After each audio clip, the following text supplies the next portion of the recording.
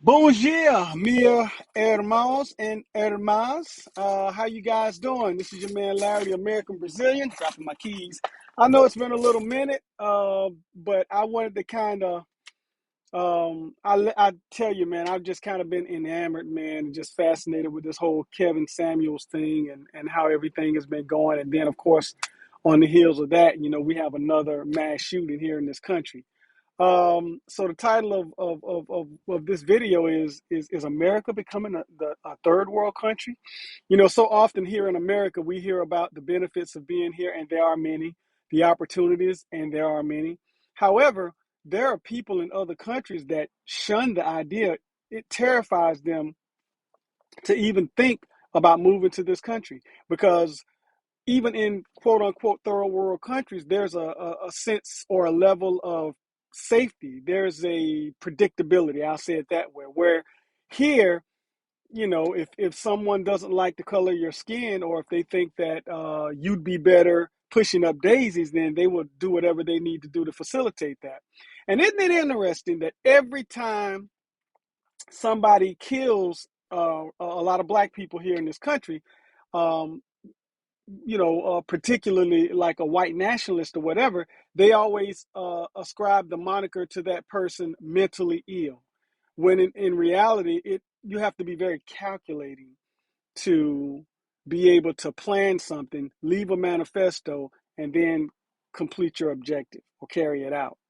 Um, I think it's sad. I think it's very unfortunate on that in that regards. Also, I think people in this country need to be very vigilant, need to be very mindful. Now, I'm a man of faith, like a lot of people who watch this channel, a lot of people that are on YouTube. Not perfection, just a man of faith. And I'll say this.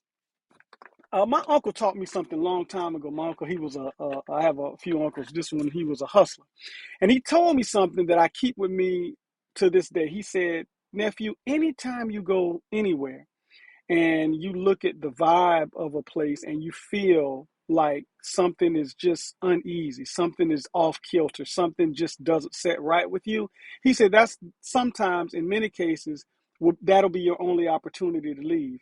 And I'm not, of course, victim blaming or anything like that. I'm just saying a lot of times, man, when we go places, we, in this day and age, have to make sure that we keep our head on a swivel because this guy wasn't the first, and I'm almost sure he won't be the last. I think in this country, there's this, I think we walk on a powder keg and we don't realize it, particularly in regards to the whole white nationalism, superior minority type concept.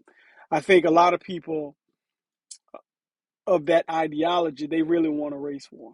And it's unfortunate um, that people would, hurt innocent people, young and elderly, to carry out some skewed ideology, thinking that if you kill a few people, then that by some way is going to decrease the population. There are 46.8 million black people in this country.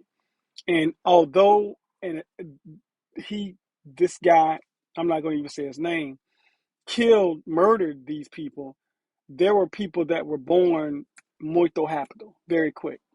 And so he didn't accomplish anything. Sorry about that. I was getting a call. It's just so sad that somebody would do something like that to hurt innocent people. It's just very sad. So, hmm, what do we do? I mean, we have to continue to walk. We have to continue to live out in society. We have to be outside, as they say.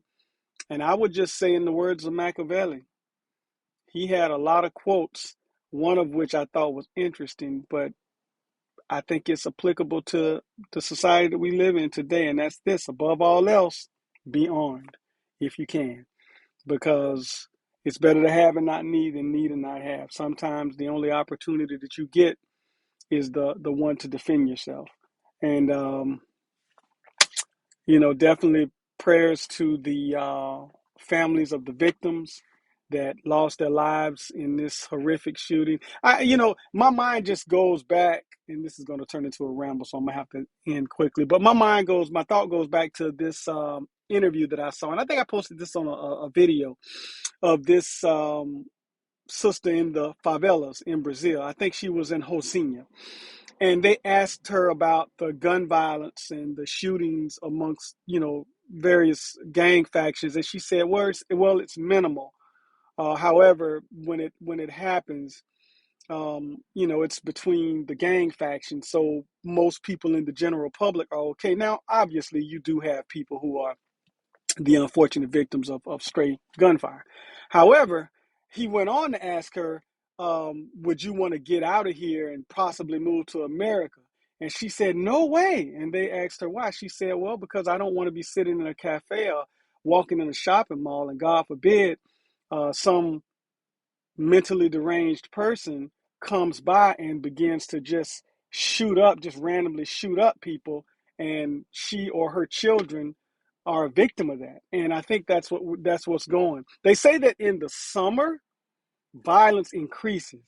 And I don't know where you guys are in the country. I'm here in Florida, and Florida, of course, has that reputation of people kind of walking on eggshells, be it through road rage or just a unpleasant look at some person, and they decide they want to confront you. So, more times than not, that's not the general public at large. That's one or two people who, for whatever reason, they just, are angry or upset or just lost their job, or they just hate life and they just kind of want to exact some sort of frustration out on the very next person that makes them mad. But anyway, I'm going to stop here. I just kind of wanted to jump on and give my 2 cents about that. I think that, again, if you can protect yourself, if you have that ability, we know safety comes from the Lord. We know that you can have a whole arsenal at your disposal, and somebody get to drop on you with a fork and it's curtains.